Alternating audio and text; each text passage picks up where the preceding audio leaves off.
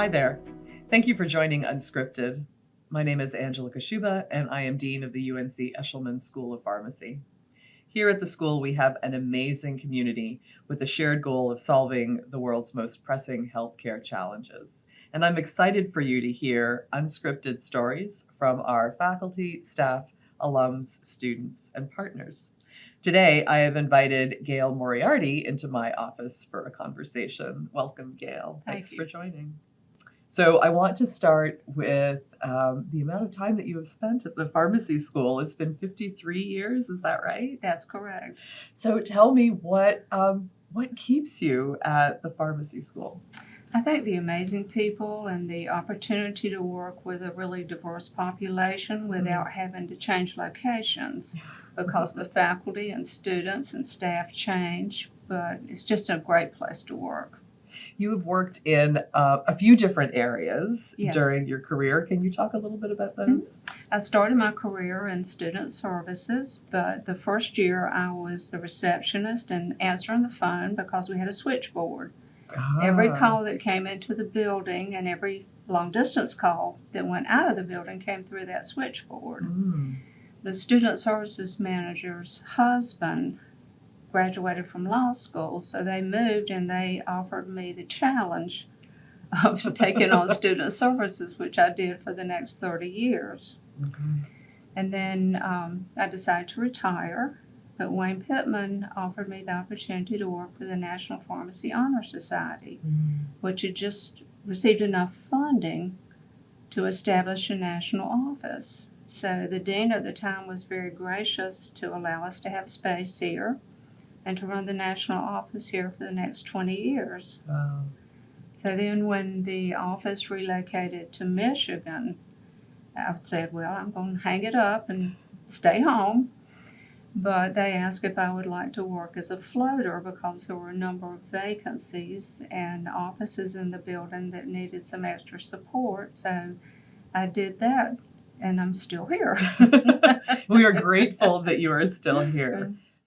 During your time at the school, it seems that you've really had a front row seat in how the profession has changed, maybe how the students have changed over time. Can you talk about that a little bit?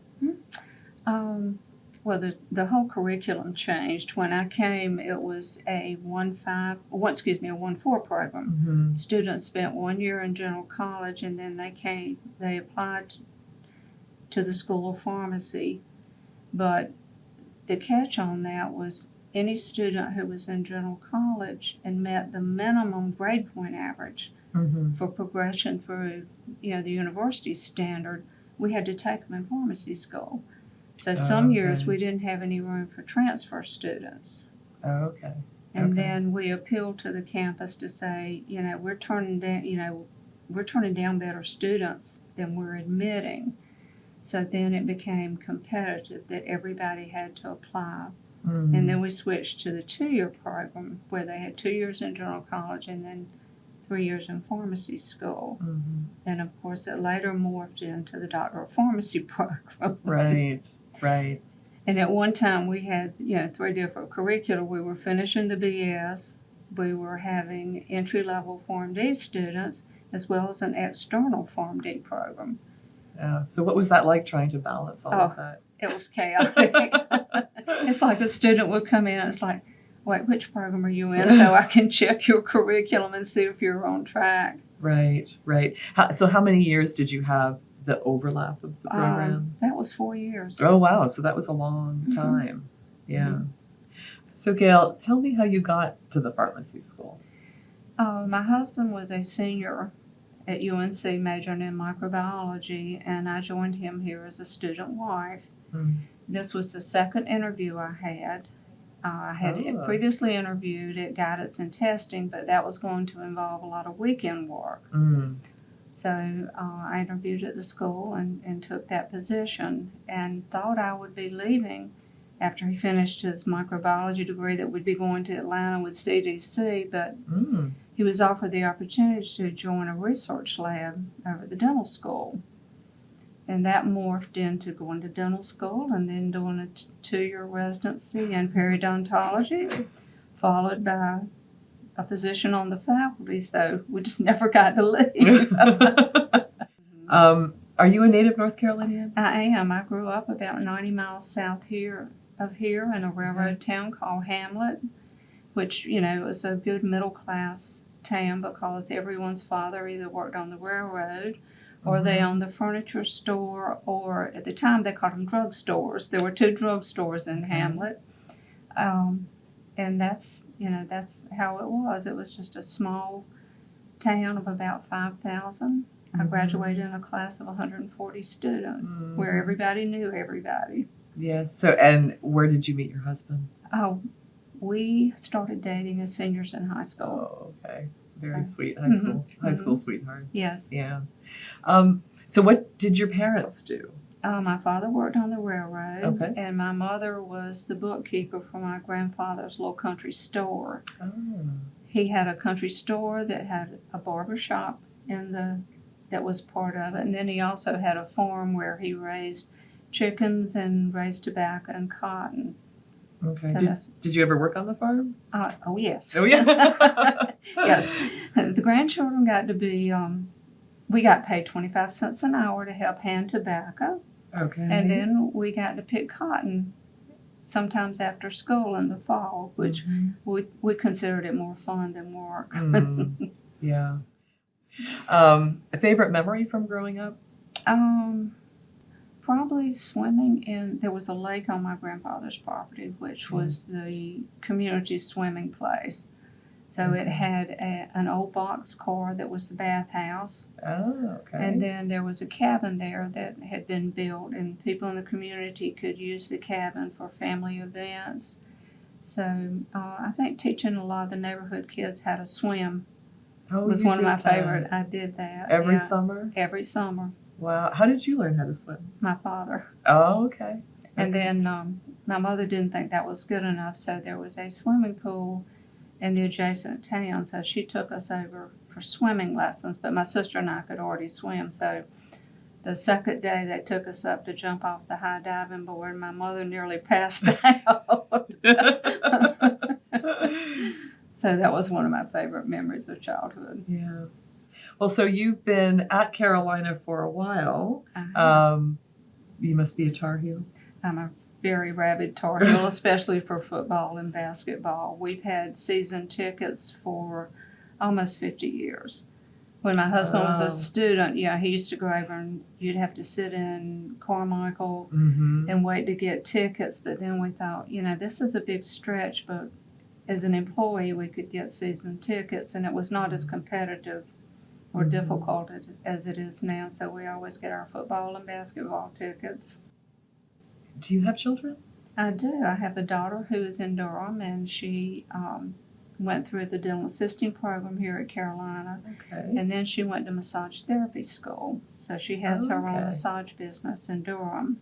Oh, wonderful. Yeah. And then I have a son who graduated from Carolina. He was a cheerleader on the cheerleading squad here. He was. So he got lots of wonderful travel with the basketball and football team. Wow. And then his freshman year on the cheerleading squad, they won the National Cheerleading Championship. Oh, they did. That's terrific. Mm-hmm.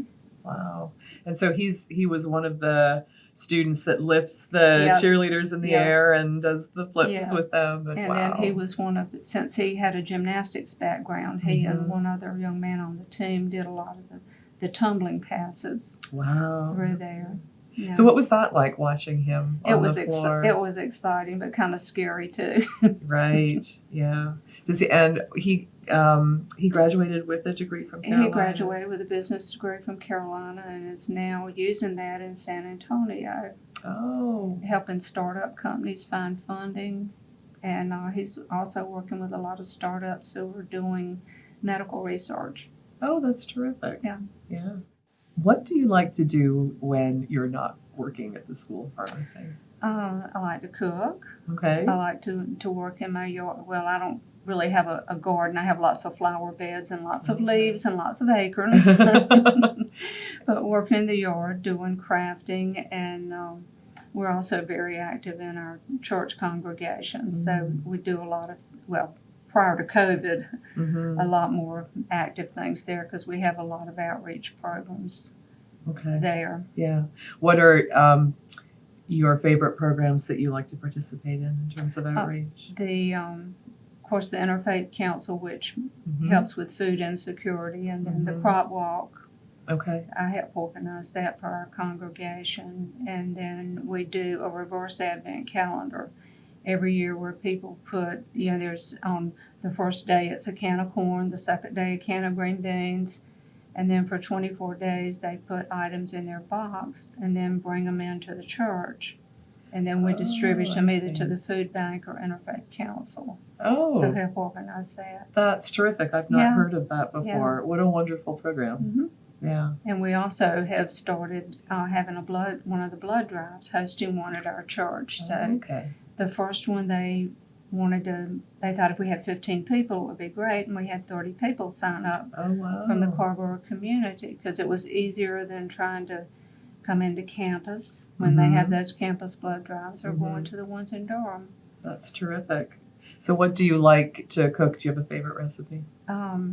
It's a cream cheese pound cake. Okay. That I have adapted to a gluten-free recipe, and it's really good. The family all likes it, and it usually disappears within about 2 days. Even the dog gets a piece. Oh, very good.